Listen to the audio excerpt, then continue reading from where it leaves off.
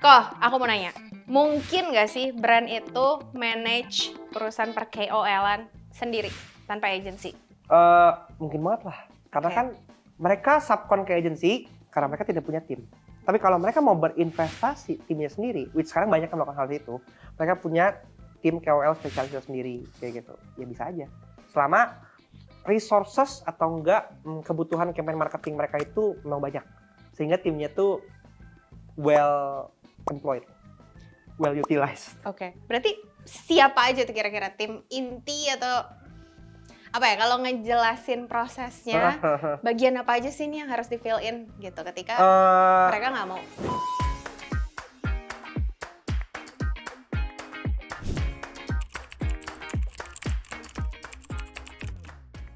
Namanya disebut KOL spesialis.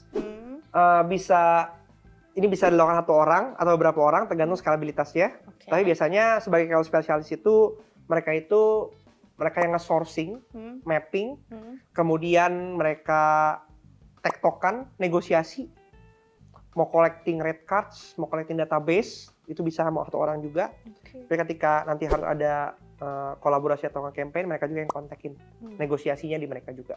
Kemudian pas ngasih brief, tektokan sama KOL-nya, biasanya orang ini juga. Sampai terakhir reporting. Ini bisa dilakukan oleh satu orang sebenarnya, satu streamline. Banyak ya. Banyak gitu. Tapi apakah strateginya dari KOL spesialis? Bisa jadi enggak. Karena mungkin mereka punya tim brand marketing yang punya campaign. Oh, oke. Ya. Kayak gitu. Nah itu turunannya bisa dilempar ke KOL spesialis. Atau kalau enggak, bisa juga sama tim KOL-nya itu ada yang fokusnya untuk nurunin ke messaging. Itu bisa juga. Dalam campaign KOL-nya seperti apa. Dari turunan brand marketing besarnya, turun ke dalam KOL-nya mau ngapain aja. Bisa juga. Jadi tergantung skala perusahaannya juga. Bisa dilakukan sendiri, pastinya lebih murah. Kalau dilakukan sendiri, karena kita harus akui ya. Iya. Gak bisa lu minta agensi engage sama KOL. Lu minta strategi bikinin engage KOL-nya, kemudian lu mau harga rate card. Menurut gue itu cukup tricky. Ya. Karena agensinya makan apa? Iya kan? Iya. Enggak, kita maunya harga rate card, dia tambahin aja agensi villa 10% gitu. Iya kalau lu beli 1 juta. Misalnya, anggap ya ada yang, oke saya cuma pengen budgetnya cuma 10 juta ya. Kemudian, berarti kan 10% 1 juta ya. Proses tadi panjang banget ya. Tadi lu bilang ya, banyak banget gitu kan. Banget. Ya makan apa gitu. Nggak masuk akal. Artinya, pasti akan ada margin. Lu beli waktu, beli expertise, beli tenaga.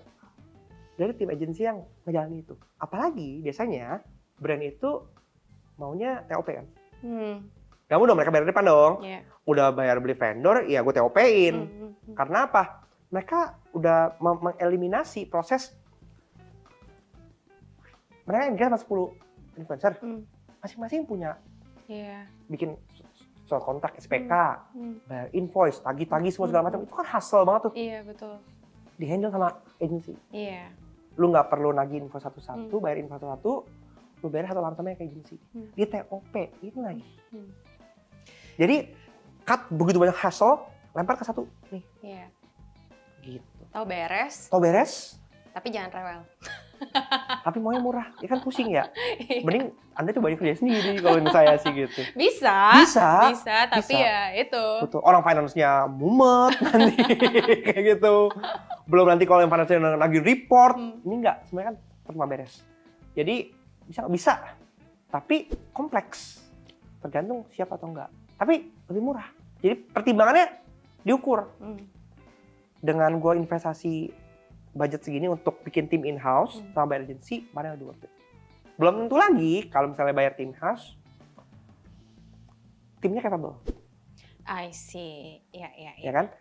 Ya. Komunikasi, nggak biasa dealing with influencers, nanti influencersnya disappoint, kayak brandnya nggak profesional. Banyak kan kasus-kasus kayak gitu ya, di approach sama KOL spesialis, kemudian treatmentnya nggak bener, diviralin. Reputasi brandnya berantakan, kayak gitu. Nanti brandnya bikin klarifikasi minta maaf, kayak gitu. Jadi banyak faktor tuh gitu. Karena balik lagi yang dibeli nggak cuma sebenarnya kemudahan, tapi kompetensi untuk manage people juga dengan orang yang berbeda-beda. Gitu. Iya, karena kalau misalnya ngobrol sama orang agency, itu tuh satu kunci yang aku ingat banget, satu kata kunci yang aku ingat banget adalah versatility ya. Jadi kan karena emang udah terbiasa ngurusin banyak brand dan lain-lain, yang mana kalau di handle in-house itu nggak ada. Betul. Jadinya harus ya benar-benar banyak tapi, banget. Poin plusnya adalah Plusnya, database collection-nya itu bakal lebih banyak. Oh gitu. Karena kan lu strategik. Nih gini, lu orang brand ya. Misalnya orang ngurusin beauty products gitu misalnya. Lu kan fokus mantengin kalian beauty products dong. Iya. Variasi kan lu kan fokus ke situ doang gitu. Sehingga mungkin portfolio atau database wawasannya lebih banyak, tapi spesifik ke beauty products doang. I see. Kayak gitu. Jadi orang-orang yang mungkin under the radar, lu bisa kelihatan. Even lu bisa nemuin nano-nano creators yang mungkin bagus, diakuisisi, di-engage, dijaga relasinya, bisa jadi ambassador sebenarnya. Brand advocates bagus kan. Jadi plus minus tuh kayak gitu. Karena dengan lu fokus ngerjain itu, lu kan bisa nemuin banyak hidden gem, kreator-kreator yang mungkin ini kapasitasnya bagus, tapi kok dia belum bikin sama brand ya? Kok masih sepi ya? Kita PDKT aja, kita deketin, kita engage, kita maintain, dia jadi bagus, lama-lama gede, tumbuh bersama dengan brandnya, itu udah good advantage banget dan itu yang harus dicari sebenarnya. Tapi itu apakah tidak bisa dilakukan oleh agensi? Susah. Karena beda. Agensi kita fokusnya adalah untuk campaign tersebut kita fokus ke situ gitu.